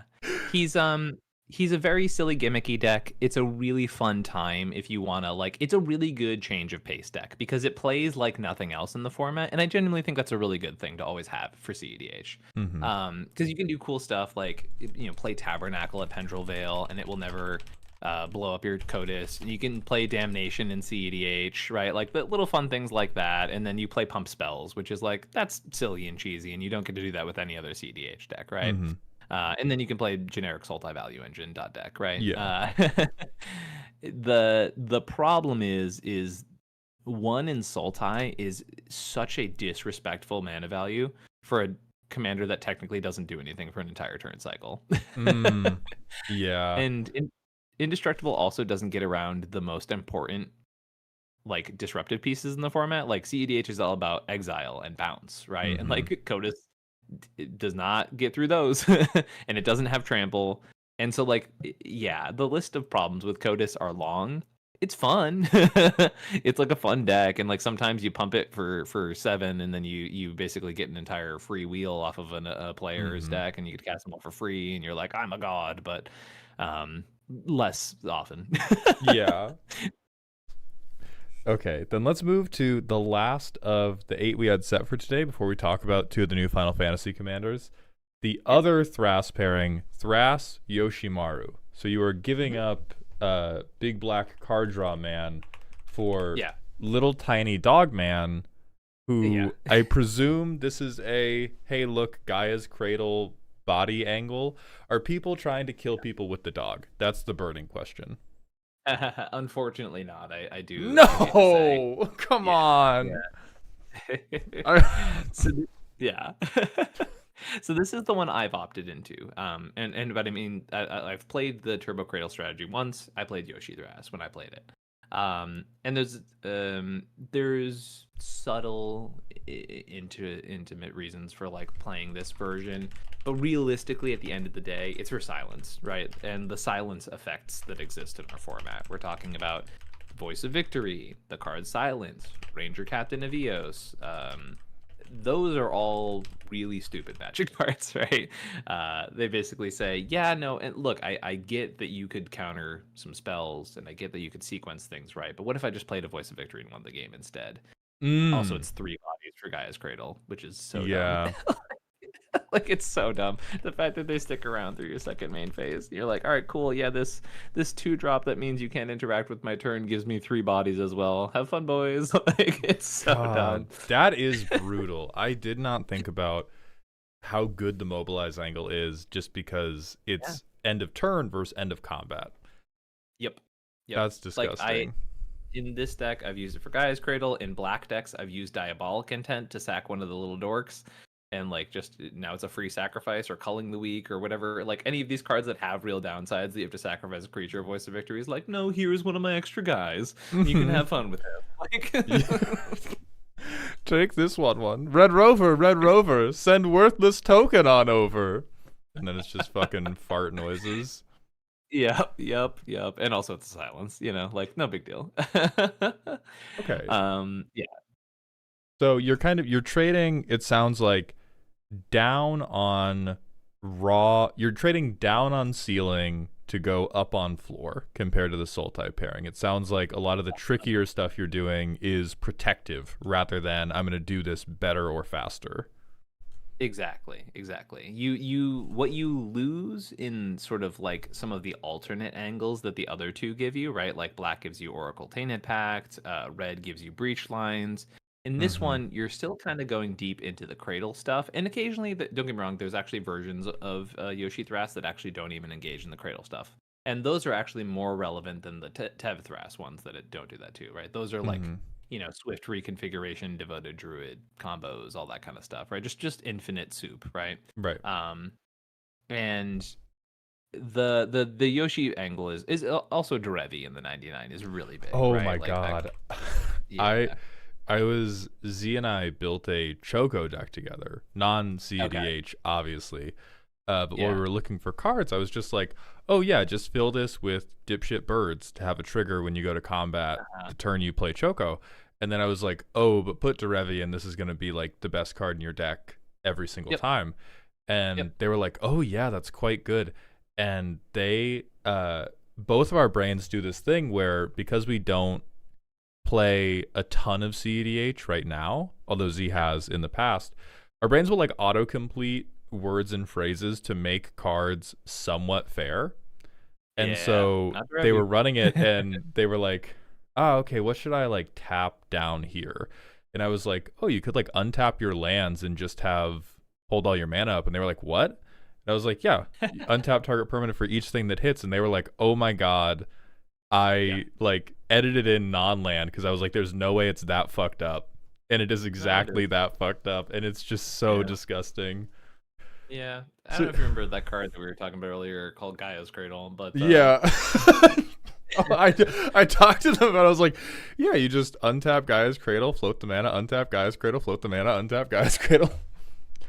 Usually the downside is like, oh, well, you're in the middle of combat. Like, what would you ever do with all of that mana? But you have Thrasios in the zone, so it doesn't matter. You wouldn't have some type of color agnostic outlet, would you? Yeah. That would be fucked up and evil. Yeah, exactly. It's also worth shouting out that the white version gives you access to MEL, which I think is one of the hugest pickups in the deck. Because that makes me so fucking mad. Fuck. I lost an arena game to this dipshit commander one time, and I was like, thank fuck you're a 4-mana 4/4, and I'm just getting lucked out on by some dipshit counters player.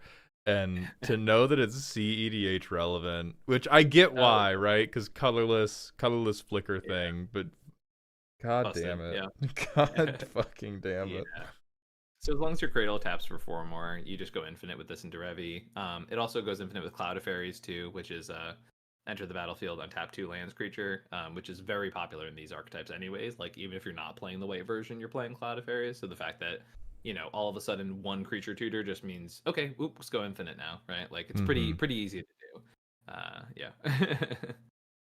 Oh my god, that's very good. I was going to take one moment to bitch and moan about the TikTok auto moderation. If you're on TikTok, please head to the YouTube or Twitch stream. I think the TikTok stream is going to get taken down relatively soon because we cannot fit Ian's camera on their aspect ratio. It thinks I'm like reacting to a video.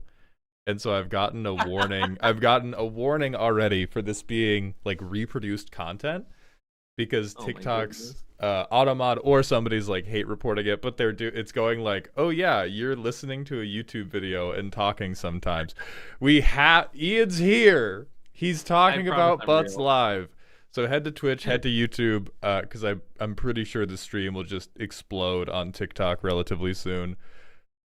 Okay, so how much more are you more worried about the Bant version because they might shut off your ability to interact? It's honestly a really good question. I think it really, and this is kind of where I feel about the archetype in general. I think you can put it in trickle too, right? Like, and once again, like it in the Sultai version are both really good decks, right? Like, I don't want to disrespect the potential of these decks. I think they're some of the best decks in the format. The problem is they're really hard. Like, especially because if you can pull up a Boro again, right? One of the things with this archetype that makes this archetype broken is when you enter what I call non-deterministic cradle storming, right? It's basically at this point, because Thrasios' ability allows him to put lands into the battlefield directly from the top of your library, there's gonna be a point in which you have found the perfect window to just start putting lands off the top of your deck in, untapping your cradle, and then going again, and then going again, and then it's cheaper, and then you're doing it again, and then you have more bodies, and then you're doing it again. And it's not easy, right? Like, it is the effectively you're storming, it just looks different than is it, right? Like, right. And so to expect that every pilot is capable of that level of play with it and to make this deck live its fullest potential, I don't necessarily know that that's true, right? And it's very easy to really beef it. Now, that being said, this deck can then adapt the mid-range role and then just wait till it has so much value that it doesn't matter that it didn't mess up. You know what I mean? Like, it can play bad, but have so much value that it doesn't matter. And so that's why it's still a very respectable archetype. But I think in general, I think the people who can maximize this deck will make me full diamond, but I don't think the average pilot will be able to be capable of that. You know? Okay, so yeah. All right, Peaks Diamond Producer. Most people are waiting. Like, if they can find the line, then it's a diamond producing deck. In most cases, they're going, well, what if I wait until I have 30 mana, and then if I waste 12 of it, who cares? Yeah. Okay. Exactly.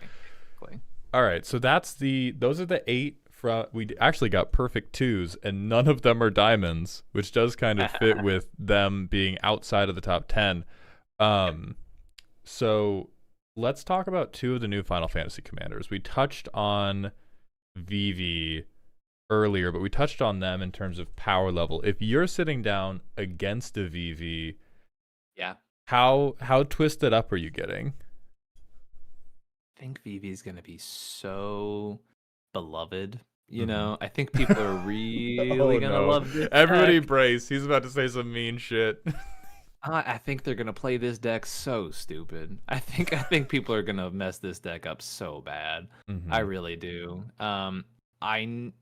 So I'm hearing a lot of reports from players that they have been picking up the deck and they're like, you know, it's just with my friends, but I'm at like a 70% win rate with the deck. And God, a part of me wants to believe it, but like, I want to trust you. I want to trust the average pilot with it, but I feel like this will be a perfect middle of the road commander because I think the hype for this character and this card in CEDH is really, really hyped. And it's a really cool thing. And I think it's really appealing for people. And So because of that, I'm expecting to see a lot of people who play this deck very badly. And I feel Mm-hmm. bad saying it, but like because of that, I think I can only ever put it at Kegel at max, right? Because I know how many people are just gonna beef it so Mm-hmm. bad. Like So then like people let's who are just gonna be like, the first opportunity that I have to cast a curiosity, I'm gonna do so. Yes, everyone has 4 mana open, but it feel like for some reason God has touched me today and it's gonna work. Like that's it's gonna happen. that's horrible, and I'm gonna say a sentence that's gonna make me feel bad because this is my new favorite commander. But is it Kinnan? It's I It don't think only in the so. sense of like, because I'm remembering when we talked the first time about Kinnan, you talked Yeah. about how the way to identify a good Kinnan pilot was a lot about when they tried to rip that first activation. And this Yes. kind of sounds like there's, so maybe not fully is it Kinnan, but there's a similar through line of they're just gonna go like Commander Curiosity. Do I win? Yeah. I asked nicely. Do I win the game Yeah. now? Yeah. I think Kinnan has a much higher ceiling than this deck. Oh Like, yes, I would agree. There's the Kinnan deck is yeah. much less ephemeral to having their fat child shot one time. But like, Like, yeah, for example, I've had many hands with well, I had to, so I spent an entire week prepping to play Vivv, right? Like to the mm-hmm, point where I was anxious about bringing it because I'm a big mulligan guy, right? Mulligans are so important to the way you play CEDH, and with Vivv, I don't know how to say this other than you have to keep bad hands mm-hmm, because you need so many cogs to make the engine work so that mm-hmm. every hand that you keep mathematically will have one thing wrong with it. Oh God. Yeah, it's very confusing and it's very weird. And a lot of people would see the hands that I kept during the course of the tournament. It's like, that's not a hand you've ever suggested anyone keeps ever, right? Mm-hmm, Um, but because you have to just accept the fact that you have to play to, okay, I need to draw one piece, and what's the piece that I have the highest redundancy of drawing? And mm-hmm. also, it's a deck where if you jam at the wrong time, I've goldfished opportunities with Vivv where I'm like, okay, what happens if this spell gets countered? Oh, I don't do anything for 8 turns. Okay, the game's over. Oh I've lost God. immediately, right? Yeah. Yep. So that's where that's as the Shakespeare folks would say, that's the rub, right? Like that's where Mm-hmm, things go really wrong with this commander. And so Kinnan, worst case scenario, plays a bunch of mana, flips a Kinnan if they run out of cards in hand, right? mm-hmm, But for the allegory that you mentioned, where it's like really important about finding your correct window, absolutely agree on that aspect for sure. mm-hmm. Okay, and then now let's talk about one who I feel like I saw you talk about investigating this, and I saw Ben Bateman talk about how like, oh, this is gonna be so funky. And this was one of the few times I actually replied to somebody else's Instagram story to call him a fucking maniac. This is the Wandering Minstrel, who is a five color. I was reminded this is not even Amulet of Vigor in the command zone. This is Spelunking in the command zone. Yes. And I don't believe in this at all. I do think there was some initial being like, oh, maybe we get Spelunking and Deflecting SWAT. Ooh, lucky us. And you have all 5 colors, so you can just put in a bunch of good cards potentially. Now that the like reveal hype has worn off, do you believe in this at all for fringe, for reliable playability? 100%. Yeah, I do. Oh God damn Um, it. there are two avenues to pursue with this commander, right? There's one which is like secret commander Lumra, basically, right? Mm-hmm. Which, yeah, I don't. If anyone is not familiar with the fact that Lumra is a very real CEDH deck, fun fact. It is a 50 land CEDH deck, and Jesus Scryfall will God. eventually The green support players our. don't deserve it. So I have Lumra's text burned onto the inside of my eyelids. It's an asterisk asterisk. I think on ETB it's mill 4. Put all lands from your graveyard to the fucking field. And then it's like vigilance, reach, power equal to lands. I think it might have an extra ability on top for no goddamn reason. But I'm not positive. But I am positive. Yeah, it's just ETB mill 4. Get all your fucking lands. Tapped, to be clear. But yeah, right. Unless, and of course, you unless had of some course, dipshit musician. yeah. So one of the reasons I kind of believe in this archetype is December we had someone actually top cut a local tournament with Arkelos, which I'm not sure if you're familiar with that one. I am, because I fucking because I messaged Ben. I said get Arcalagos plus deflecting SWAT out of my goddamn feed for Arkelos. I spelled it wrong, but yes, yeah. I am. The thing is, Arkelos costing 4 is very real. Mm-hmm. The Wandering Minstrel costing 2 is so batshit crazy good. I'm like, I cannot stress enough the 2 mana engine in the command zone for a 5-color deck is not okay in a very cool way for pilots, right? Okay. I really like this deck because it expands what is playable in CEDH, right? Like whatever Wandering Minstrel deck you are seeing will not play like anything you've seen in the format unless it's like Lumra, right? But it's in 5 colors, so it does it way different, right? So as I mentioned, 2 builds, right? There's the Lumra build, which you can also consider like the Splendid Reclamation build, or Aftermath Analyst. Basically, any number of big dumb cards that say take all the lands in your graveyard, bring them to the battlefield tapped. Wandering Minstrel says no, they are in fact untapped, right? Unless Scape Shift is another great example of this, right? Lord, Throw yeah. everything in your graveyard, yeah, bring them all back, and Scape Shift at some point becomes like a 6 to 10 mana ritual, right? Like just really dumb stuff like that, right? And that build is probably a sort of mid-range accumulation of value that will win because it operates on an axis that is just so foreign to the environment of CEDH that you're going to have a really hard time actually stopping them when they're going, right? And once again, your commander costing 2 means you can just sandbag them for as long as you want until it's that moment where you go like, all right, cool, play the commander, activate Aftermath Analyst, win in 1 turn because I've Zurin Orbed all my lands to the graveyard and now I make 30 mana on my turn. Like some dumb stuff like that, right? Then there's the other version, which I think is also equally entertaining, but also kind of busted in a whole different way, which is what I'm calling Summer Bloom Minstrel. Which looks a lot like Amulet decks in Modern. If you want to pull up Summer Bloom, I think that might help people understand quite a lot. Yeah, chat's freaking out about Luris right now. Okay. We'll put a button in Luris. I have a whole put a button on the cat. Okay, so Summer Bloom. Yeah. So, for example, this is a very real curve you can have in CEDH, right? You go, okay, cool, like some sort of Mox or something, or even what's the name of the stupid card? Exploration, right? Exploration is a perfectly reasonable thing to talk about in this situation. Exploration says you get an additional land drop. It's a 1-drop enchantment. Very easy to get to that point, right? And so you can easily go like, cool, turn 1 exploration, play 2 lands, right? Turn 2, play the Wandering Minstrel. Now I have an extra land drop, right?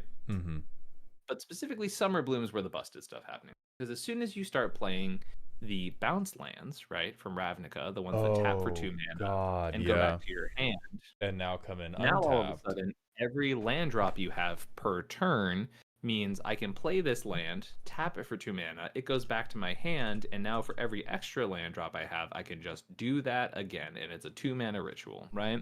So even if your curve is just like Mox Diamond turn 1, play Wandering Minstrel, turn 2, play Summer Bloom, pardon me, bounce land, bounce land, bounce land, now I've made 6 mana on turn 2. Yeah. Pretty good. And then you can almost activate the ability to get +X, where X is the number of towns you control. And that's probably how you win.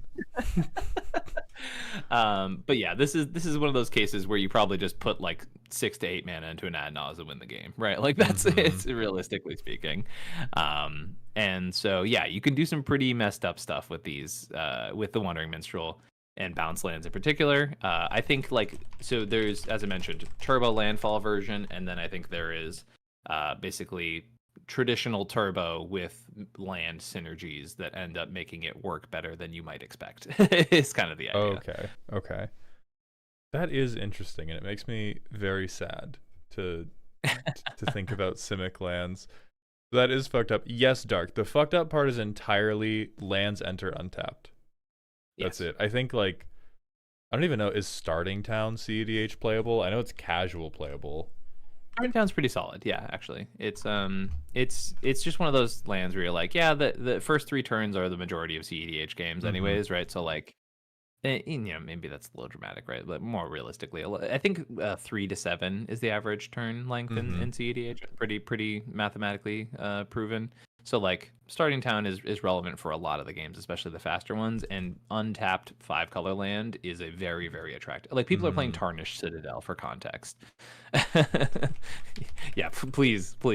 To show you how deep we will go, let's look at this bad boy. Oh God, yeah. Okay. Yeah. That is a historically played card, by the way. That is not like a fringe. God.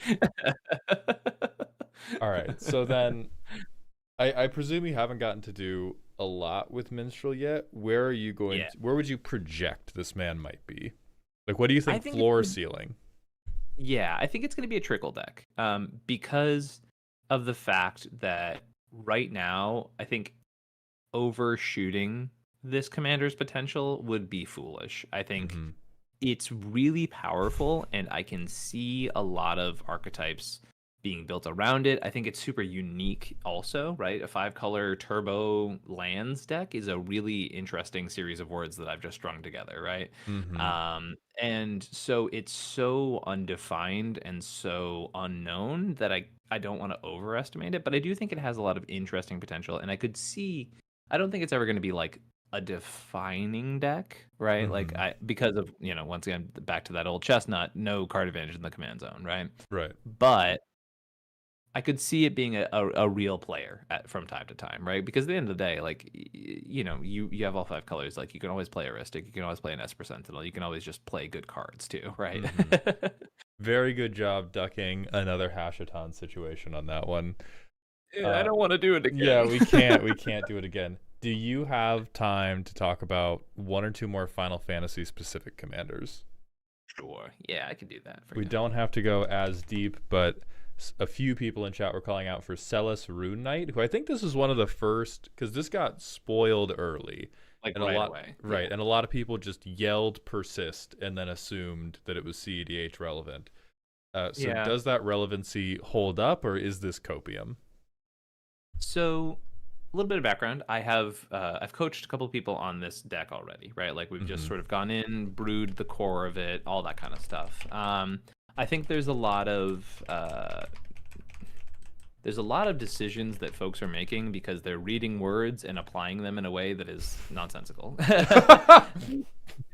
The persist combos are a really nice boon to this deck. So for some background, I think Mardu is the worst archetype in CEDH as far as 3 colors go. That might be, maybe Abzan actually is a little worse, but like, Mardu has historically done a really good job of like looking very attractive and then falling on its face pretty aggressively. And a lot of people really like Mardu commanders, and they really make a fool of themselves when they play them, right? Like, but Celis has a lot of things going for it.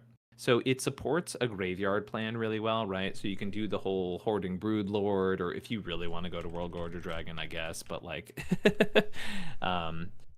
TLDR with Hoarding Broodlord, you start a tutor chain that just wins you the game immediately, as long as you get to resolve a bunch of spells. So it's like your best reanimator target in the format. And so you can dump things in your graveyard, including things you want to reanimate later, and you have some card advantage. I wouldn't call it a lot, but it's enough where, Celis being a game plan, like, play a bunch of mana rocks, play your commander, refill your hand a bit, is like not a crazy plan by any means, right? Especially when you're stuck with a bunch of junkers in your hand, right? Because you're playing Mardu. Because you're playing Mardu, exactly. And so, yeah.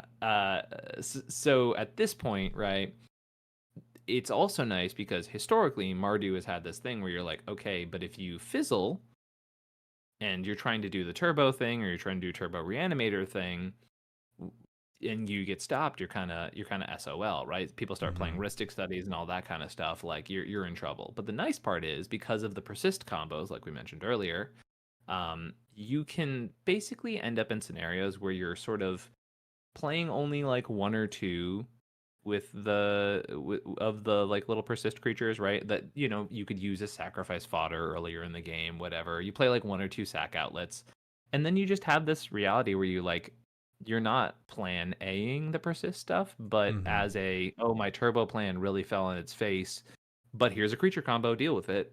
It's a pretty good backup plan, right? It's not a bad place to have this extra little bit of oomph that actually like makes the deck feel more playable, if that makes a lot of sense. That does. And I do thank you, chat, for reminding us. Ian, circling back to Minstrel. Yeah, What about the we're talking about Luris Luris. bee? Yeah, let's talk about the little kitty cat that could. All If right, Scryfall I'm wants here to for the content participate. today, so your boy's gonna pop off. Perfect. Okay. Yeah. So as we all know, companions were errated, right? Mm-hmm. And so to have a companion, you have to follow its restriction, which Luris says each permanent in your starting deck has to have converted mana cost 2 or less, right? Mm-hmm. Chat's already identified it. Rhystic Study is unplayable in this deck. You cannot play Rhystic Study. You cannot play Necropotence. You cannot play Smothering Tithe in your 5-color deck. And what is the benefit for making such an egregious offensive choice? You can then pay 6 mana for this little shithead and not even get any value from it because it still has to cast something out of your graveyard. You have access to this stupid cat who takes out some of the best cards in the format out of your deck so that at some point you can overpay for a bad Savine's Reclamation. Fuck me, it's not okay. I don't know why people are obsessed with Luris. I think they played it once in Vintage and they're like, oh, Lion's Eye Diamond. Even if you cracked your hand for a Lion's Eye Diamond, you just put Luris into your hand and pass the turn. It is so upsettingly bad in the format. If this was old companion rules, I could maybe justify why this piece of shit gets to put a fancy hat on and pretend it's not a piece of shit. But it's a piece of shit, and I'm so tired of people pretending it's not a piece of shit. Whew. Okay. Rant over. That is crushing. That having to give up Rhystic Study for a deck whose express purpose is I'm not going to draw any cards off of my commander.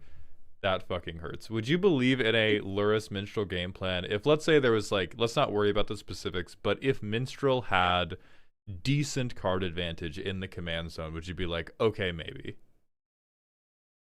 Or would you still be like, give me my fucking Rhystic Study, put the Rhystic Study in the bag, back away slowly?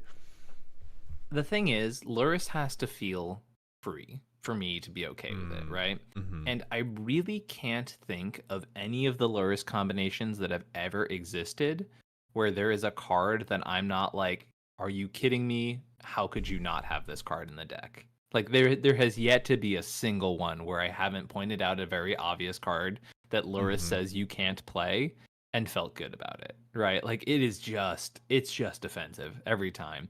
If it said like, if it was an Esper Sentinel in the command zone and then you're like, sure, here's a Luris, I guess I could maybe be a little less offended, but even then you're probably giving up something big that saves you in a later part of the game for, once again, 6 mana to give you the potential. And by the way, like, you have to make this deck building constraint for something that can just die to a Swords to Plowshares. Like, it's just, well, yeah, but then you gain 3 so life.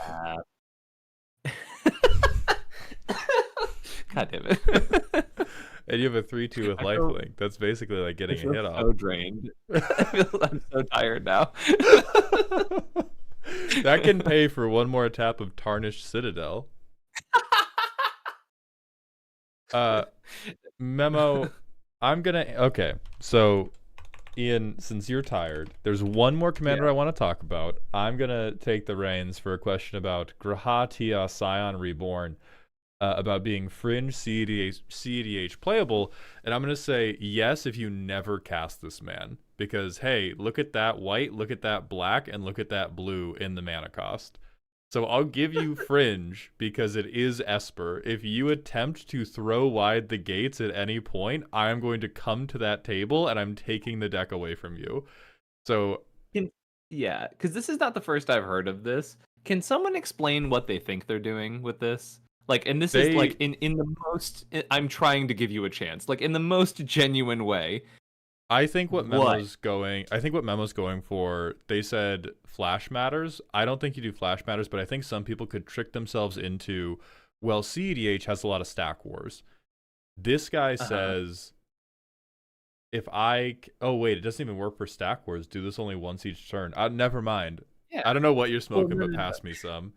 Like, I think it is In mostly I play control, I get a body Yeah. out of it. Okay, so here's the deal, right? This is how you do it. When you're at 5 life, you cast a Force of Will. You say, I will pay 5 life, and then you kill yourself in the middle of the stack so you don't have to play any longer.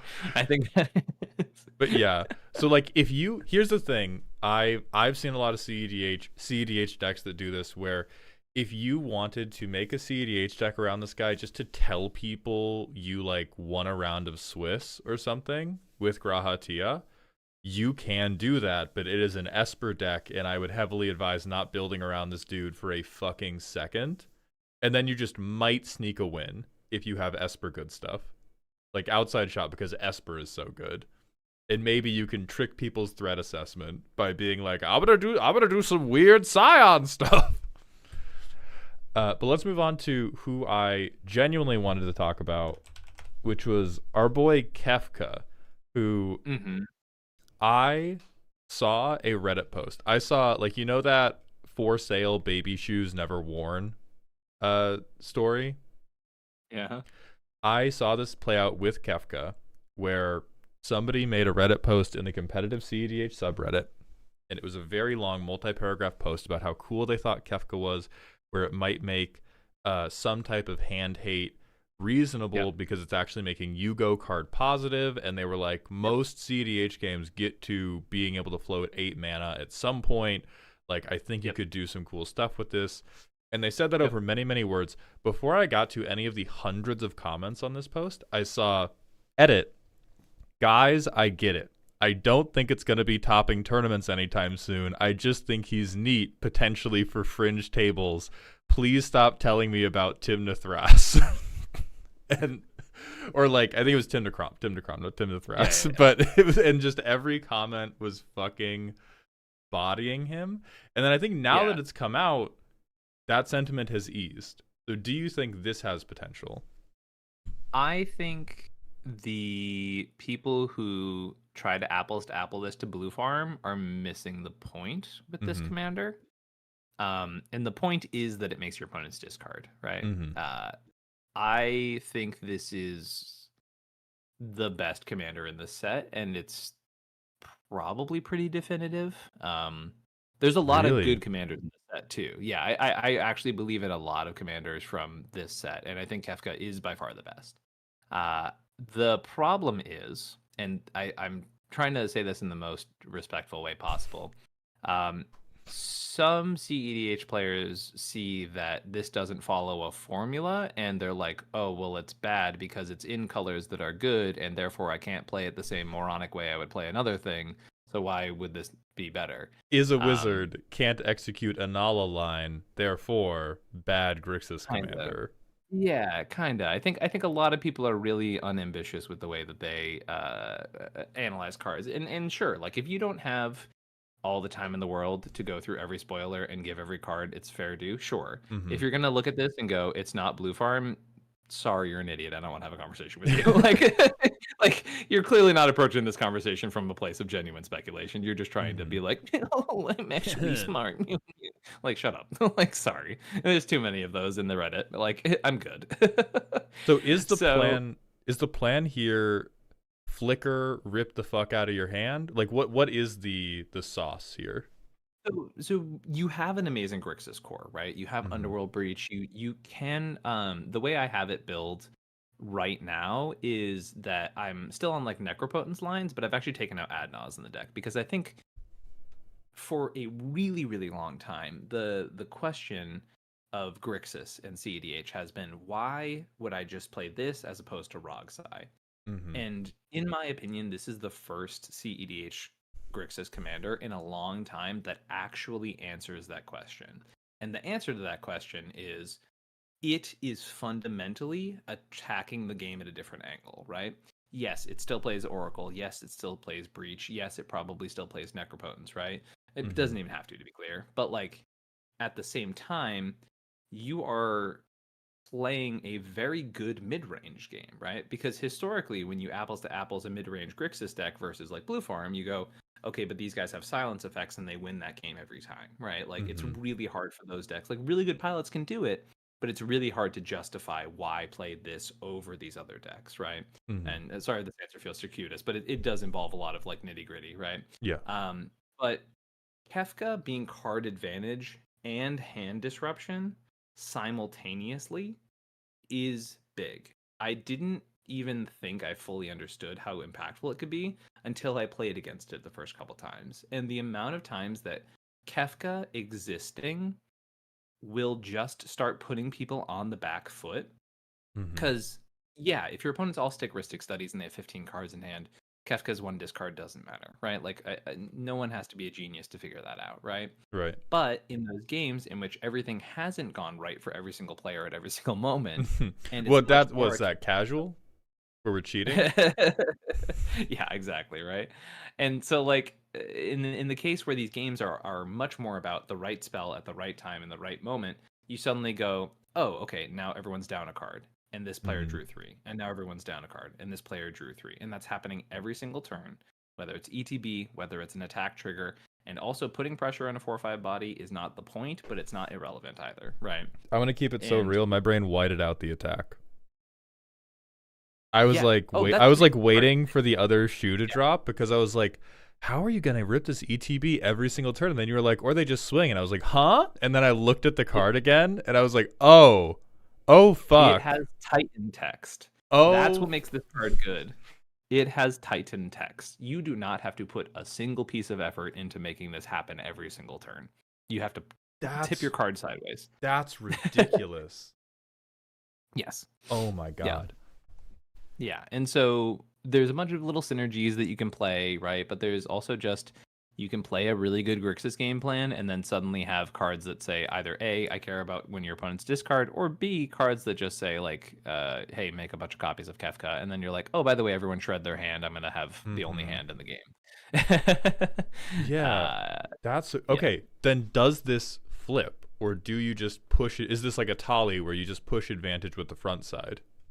So I think Atali is a really good allegory to draw, because it's not impossible that it will ever be relevant, but much like Atali, it's very unlikely that it will be relevant, because genuinely there is a nature of like, there is a very real scenario where that happens, and that real scenario is, I've been doing such a good job of shredding everybody's hand that now Kefka's not getting cards from the attack trigger because they're discarding 0, right? And so at the point where people don't have hands to discard anymore, there's at least this, right? Yeah. I don't think that'll happen very often, but that's the scenario where you would use this ability, and probably no sooner, I'd argue. Okay. That makes sense. Yeah, that is fiendishly relevant for that attack trigger. I cannot believe that my brain was just like, oh yeah, enter the battlefield only. And then Can I show you guys my favorite card in the deck? Oh, that please. Deck so far. Look up Generator's Servant.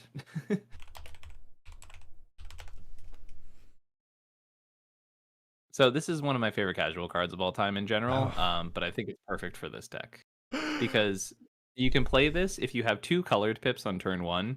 You can play Generator Servant turn 1, turn 2, play a land, play a hasty Kefka, meaning you get an enter the battlefield and an attack trigger that first turn you have it on turn 2.